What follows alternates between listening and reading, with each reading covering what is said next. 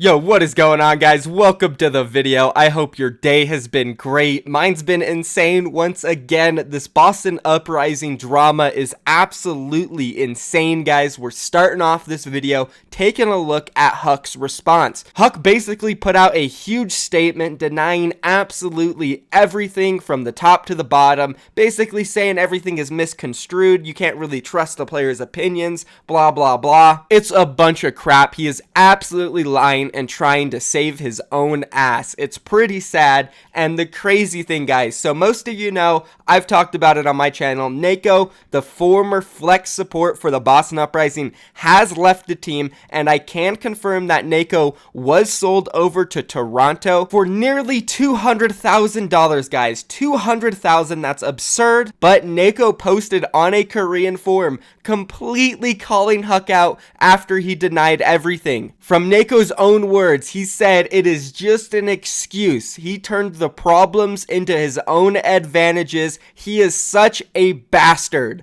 Literally flaming Huck, calling him an absolute liar, and cursing his name down. And it wasn't just Neko blasting Huck on Twitter. Xqc subtweeted Huck and called him an absolute idiot. We're going to be taking a look at that as well, but I do want to talk about Neko real quick again. And I am so happy for Neko. I am so glad that he came out and said this in the public. Sure, it might be on some random Korean forum, but the fact that a player finally stood up to somebody in one of these situations, that is the issue with all of these crazy leaks about the Boston Uprising. Guys, this Boston Uprising leak happened like 9 months ago, during freaking March, when Slasher leaked that the Boston Uprising was trying to put their players up for sale. Krusty wanted to leave. There was so much turmoil, and now a lot of people believed it because Huck just straight up denied it. And finally, 9 months later, we're finally getting the truth out. Finally, somebody wants to speak up. These players, they're so scared in these positions to come out because they don't know if they'll be able to find a job. They don't want to get blacklisted by Overwatch League teams because they're known for coming out and telling the truth. There are so many things that go on in the league behind the scenes that just aren't sanctioned and, in my opinion, are pretty bad for the players, and they can't say anything. It happened with DC, with me, when I reported on Kate doing what she did to Harsha and the LNL players. None of them wanted to speak out because they are scared, and I understand it. I'd be scared in their position too. They just want to get signed for a team and move on with their career. They don't want to be labeled as a player who is going to expose their own team once they're kicked, because, well, then no team is going to want to pick them up, and it's understandable. So I'm proud of Neko in this situation, and I just feel bad for a lot of the players. I do think they deserve a player union. Anyways, I know I'm kind of rambling on here. There's so much to talk about. Neko finally coming out. Thank God. We're going to cover his statement. We're going to cover Huck's statement. We're going to be looking at some new information I got from a source over the night, talking about Boston Uprising still wanting to sell all of their Korean players, and that they are asking for buyouts from 200K all the way up to 340K. Absolutely absurd numbers, ridiculous, and we learned some information about how much money the players are being paid, and it's bad. It's really close to the league minimum, guys. That is going to be the video for now. We're also going to make one later. It's going to be a double upload. There's so much content to go over. Be sure, drop a like, guys. Subscribe to my channel for more daily content. If you want to stay updated on anything Overwatch League, if it's the drama, the news, player signings, you will find it on my channel every single day. Hit that subscribe button, and now let's go ahead and hop into the video. Alright, so to start the video off, we're taking a look at Huck's response to the recent allegations. I'm going to try to fly through it. I will stop here and there to give my opinion on some things, but we're going to try to get through it quick. Let's go. Recent allegations. This was very shocking to read. I normally dislike giving attention to and responding to things like this, but I feel it is necessary to clear up the misconceptions. Okay, I already got to say something. This is literally word for word what he said the very first time Slasher leaked this information 9 months ago. He said, "Oh, I don't like giving attention to this stuff, but I gotta respond."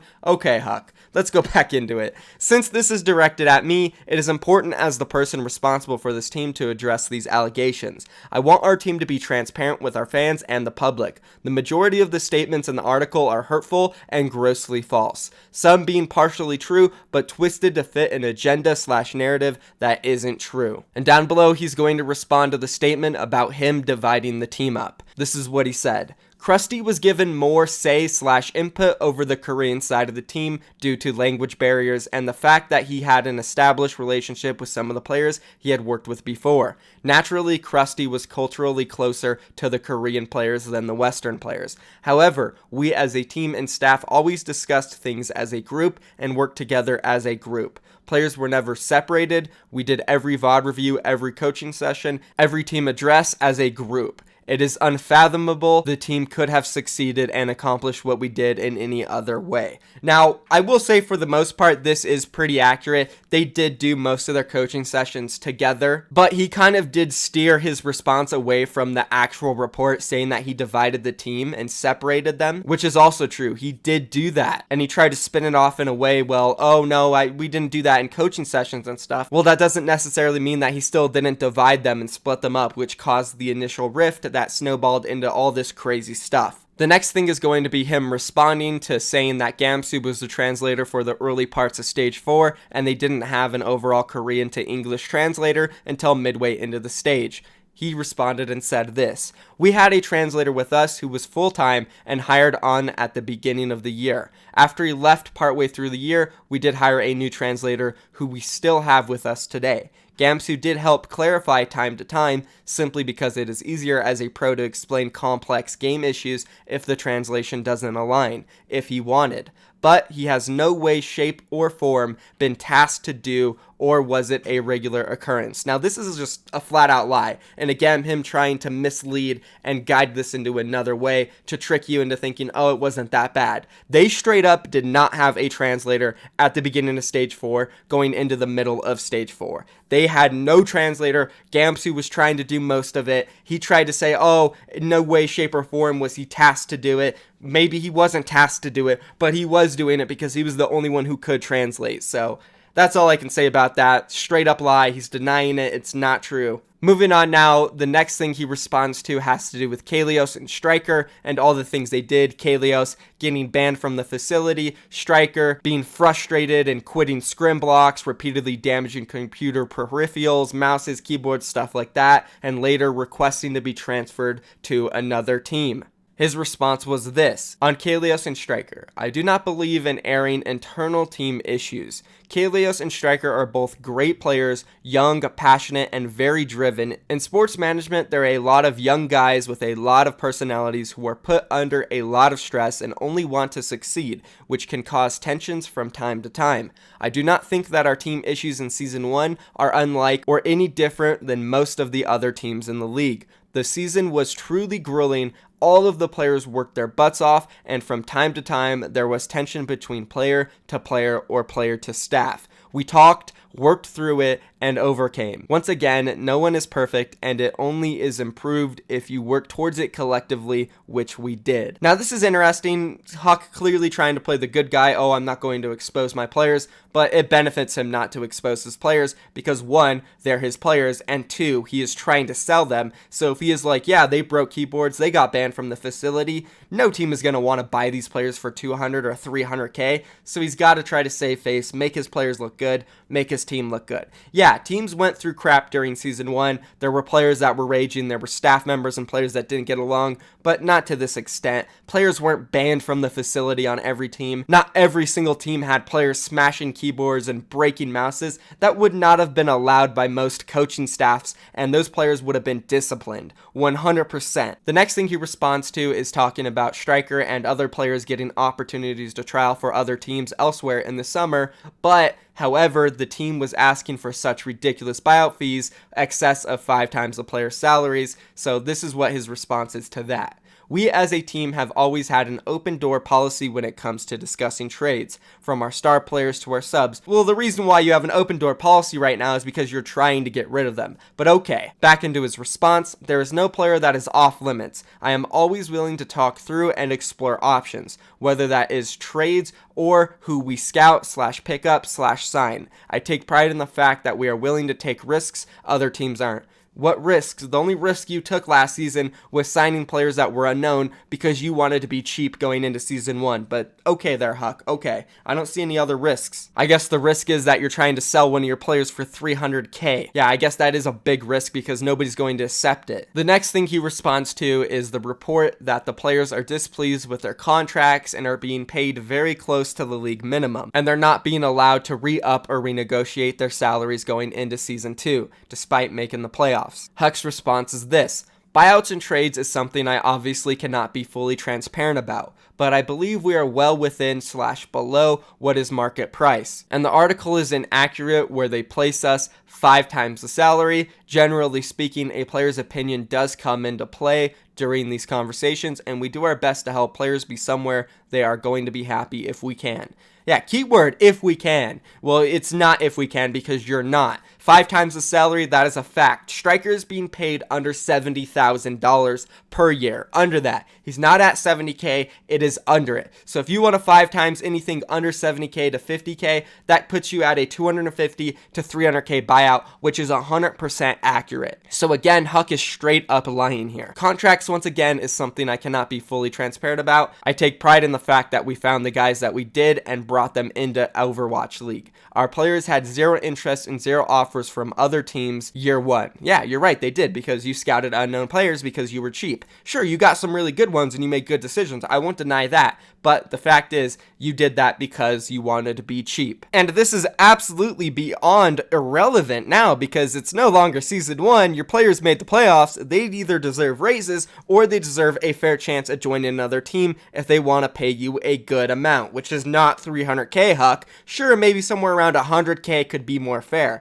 but $300K? Please, you're not even willing to pay him more than $70K. Why are you trying to sell him for $300K? Despite that, having all the leverage, not one of our players were on the bare minimal salary. Not because we couldn't sign them for that, but because we already coming in as the unknown / underdogs, and I didn't want them to feel like they weren't worth more. It is true that our year 1 players were on 1+1 options. Some players were released. Some have started discussing potentially moving on to a coaching position in the future. Some extending. Some might only be with us another year. The next thing he responds to is basically making another staff member cry. He said this: I never verbally attacked anyone and no one cried in front of the team. Actually, Striker did once, but it was a very different reason on stage. Complete lie. Bold lie. I know for a fact that one of these staff members on Boston Uprising early on into the season cried multiple times because of Huck's aggressive, extremely aggressive leadership and management. He indeed did verbally attack one of their staff members,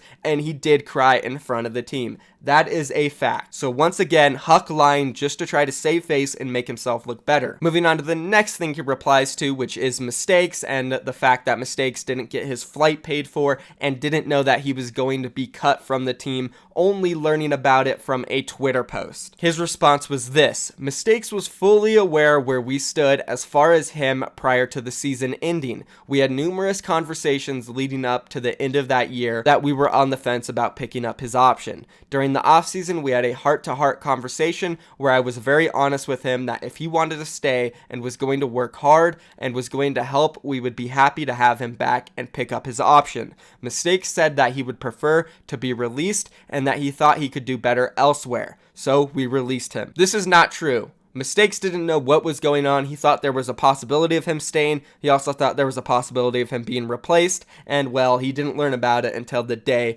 of the announcement. There is some truth, though. He did say we paid for his flight back to Europe. That is true. And then his last response down below to all of this: it saddens me that this was posted. It obviously came from someone with knowledge within the team and also from someone who is disgruntled with me personally. As president / GM, roster decisions and who starts is ultimately up to me. And the person who put this out there, I am sorry that you feel like you didn't get more than what you felt you deserved. I hope you realize, though, it takes away from everything that the team accomplished despite coming into the season as such big underdogs, casting a dark cloud over the past season. Ultimately, you are right. I am the person responsible for this, team, players, coaches, and staff. I worked and work very hard to put everyone in the best possible position to succeed and grow both as people and players. I hate that not only do I have to defend internal / private and team dynamics, but also my character and person as a whole. Was the season perfect with no issues,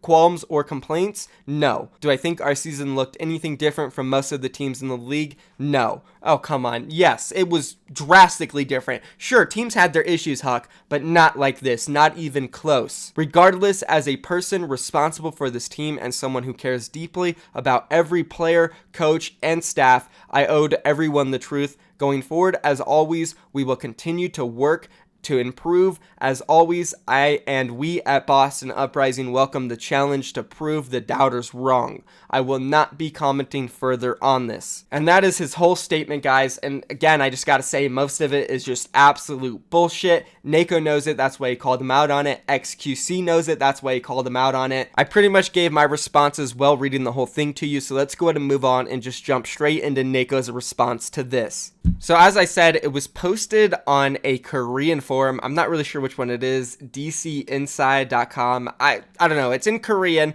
but it was translated on Reddit to this. Neko's reaction after reading Huck's response. That is just an excuse. He turned the problem to his own advantage. Such a bastard. And I think this is pretty accurate if you ask me. Coming from a player who was also shedded and not that great of a light in this article, he still comes out and says that it is pretty much true. Huck was a piece of crap. He's such a bastard. And again, I completely appreciate and respect the fact that Neko did this. He is signed to Toronto Defiant, and I did just get confirmation, guys, that he was sold over to Toronto Defiant for nearly $200K, very close to it. So the fact that they got that much of a buyout for Neko, imagine how much they're asking for players like No, Gamsu, and Striker, their star players. They've got to be asking for above $300K. And now, guys, lastly, to end the video off, let's take a look at Xqc's tweet, which is pretty clearly directed at Huck, where he calls him an absolute idiot. This is what Xqc said.